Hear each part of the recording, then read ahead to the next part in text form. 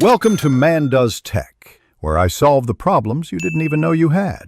In this video, I will show how to change a Toyota Sienna key fob battery. First, you'll need a small flathead screwdriver and a fresh CR2032 coin cell battery. Make sure you have a clean, well-lit area to work in.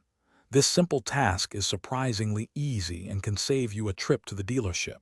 It's a quick fix that anyone can do, usually taking less than 5 minutes from start to finish. Let's get started. Now let's open the key fob. Look for a small slot, usually on the side where the key ring attaches. Insert your small flathead screwdriver into this slot. Apply gentle pressure and twist the screwdriver slightly. You'll hear a small click as the two halves of the fob begin to separate. Be careful not to force it, as the plastic can be delicate. Take your time with this step. Hey everyone, if you're finding this video helpful, please hit that like button and subscribe to the channel for more useful tips. Quick recommendation: if you're looking to change how you think about money, check out *The Simple Path to Wealth*. It's a fantastic book that offers clear, actionable advice for financial independence.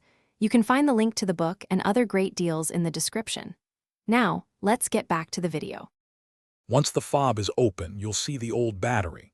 Take a moment to observe its orientation. Typically, the positive side, marked with a plus sign, faces upwards. Gently pry out the old CR2032 battery using your screwdriver or fingernail. Now, insert the new CR2032 battery, ensuring the positive side is facing up, just like the old one. It should snap securely into place. With the new battery in, it's time to reassemble your key fob. Carefully align the two halves of the casing. Make sure all the buttons and internal components are properly seated.